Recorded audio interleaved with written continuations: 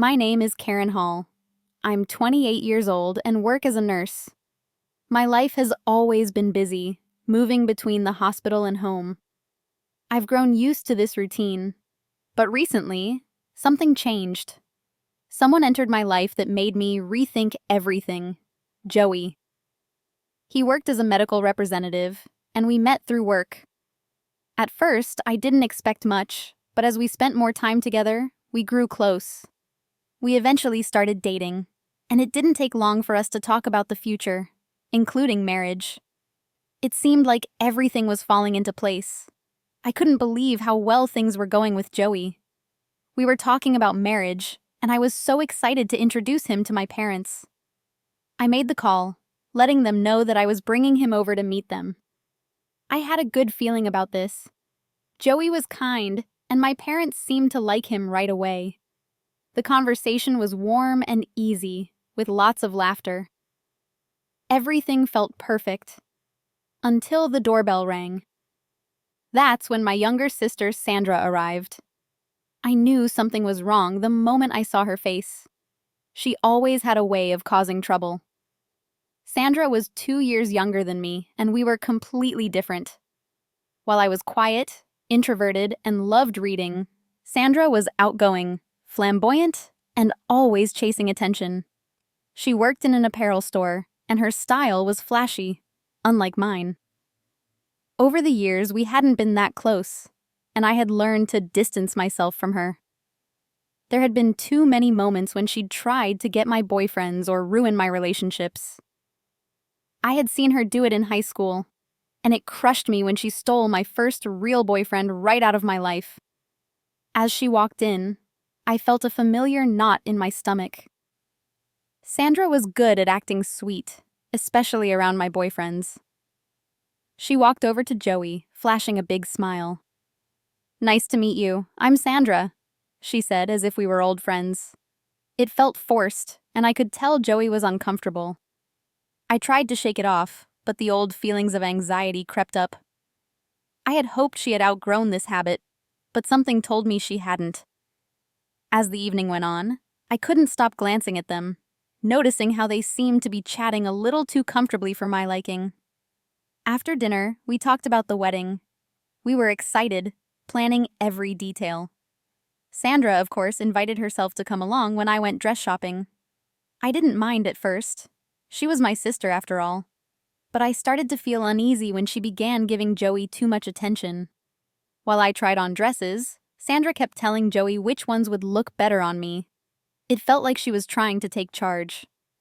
I couldn't understand why she kept inserting herself into my relationship with Joey. Was she really this eager to be involved, or was something more sinister going on? The days went by, and I pushed the unsettling feelings to the back of my mind. But when there was just a month left before the wedding, Sandra called me out of the blue. "We need to talk," she said, her tone serious. I could feel my stomach churn with anxiety. When I arrived at the place she mentioned, I was shocked to find Joey there too. Something was wrong. Sandra looked at me with a strange expression before finally admitting, "I'm in love with Joey." My heart sank. I couldn't believe what I was hearing. And then Joey spoke up. "Karen, I'm sorry. We've been seeing each other for a while now." The room seemed to spin as I processed what was happening. My sister had stolen my fiancé, just like she had stolen my boyfriends in the past. But this time, it was different. This wasn't just about jealousy or attention. It was about betrayal, and it was a deep wound. Sandra didn't stop there. She casually added, "I'm pregnant, by the way." The words hit me like a punch to the gut. I couldn't process it all. It felt like my entire world had just crumbled around me. How could this happen? How could Joey, the man I trusted, do this to me?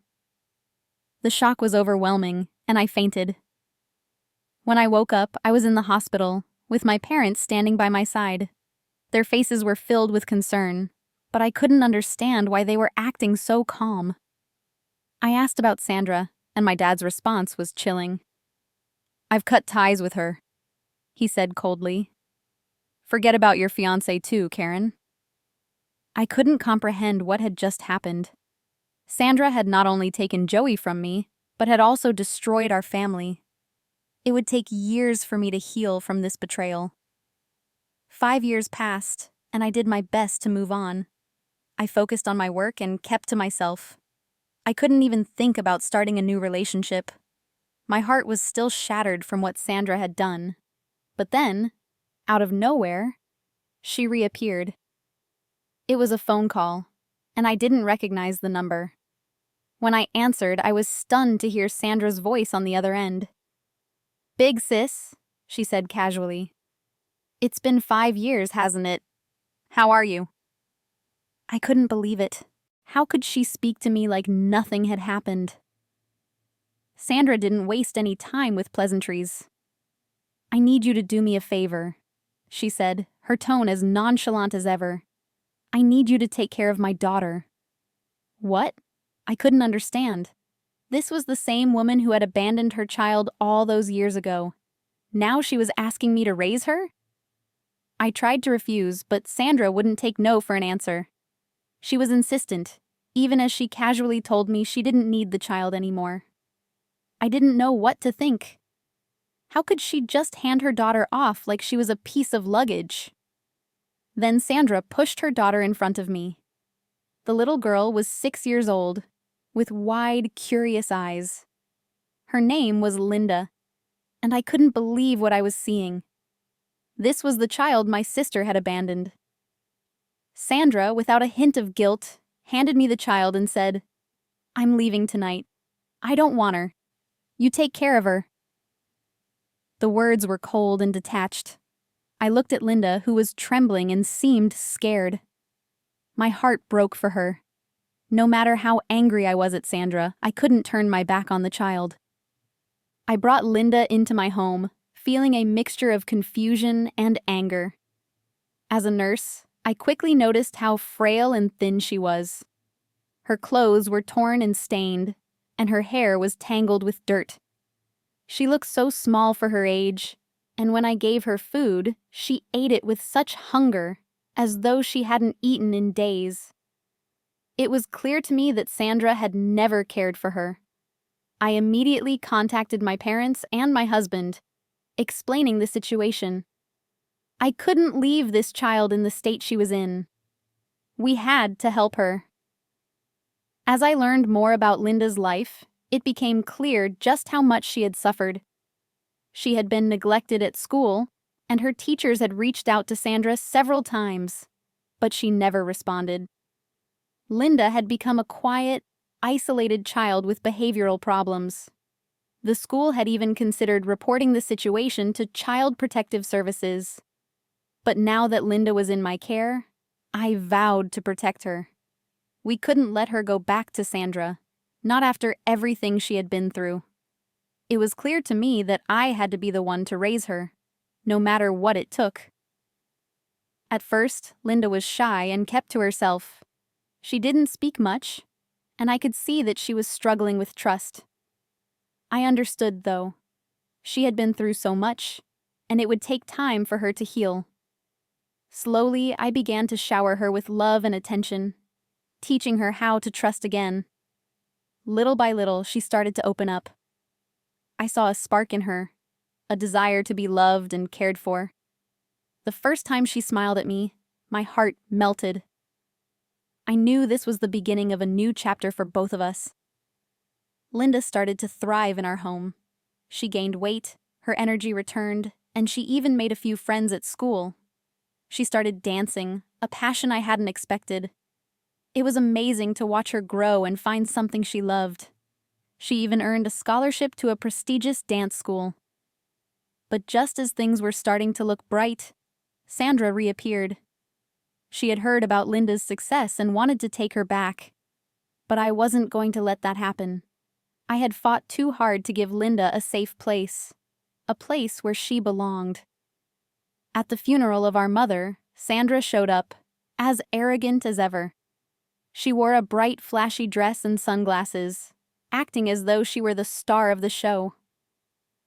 When she saw Linda, She smiled in that sickening way she always did. "Come live with me, Linda," she said, as if she had the right to just take her back. I was furious. How could she do this? How could she think she could take Linda after everything she'd put her through?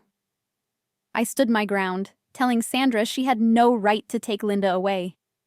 I wouldn't let her destroy my daughter's future. And so, the battle continued. Sandra tried to claim Linda as her own, but it was clear to everyone that she wasn't fit to be a mother. Linda had found her family with us, and we weren't going to let Sandra take that away. The truth about Sandra's past actions started to spread, and she was exposed for the liar and manipulator she was. As for Linda, she kept shining brighter and brighter. Despite her troubled past, she was determined to make something of herself. She eventually became a famous actress, but her true calling was helping other children like her. Linda's strength and determination filled me with pride. Years have passed now. Linda is thriving, pursuing her dreams, and I couldn't be happier. She's a successful actress, and now she's studying to help other children who've been abandoned. As for Sandra, she's nowhere to be found. She tried to use Linda for fame and money, but it didn't work. In the end, Linda's success became her own form of revenge against the woman who abandoned her.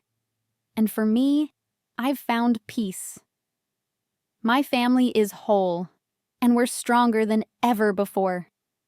We'll face whatever comes next together.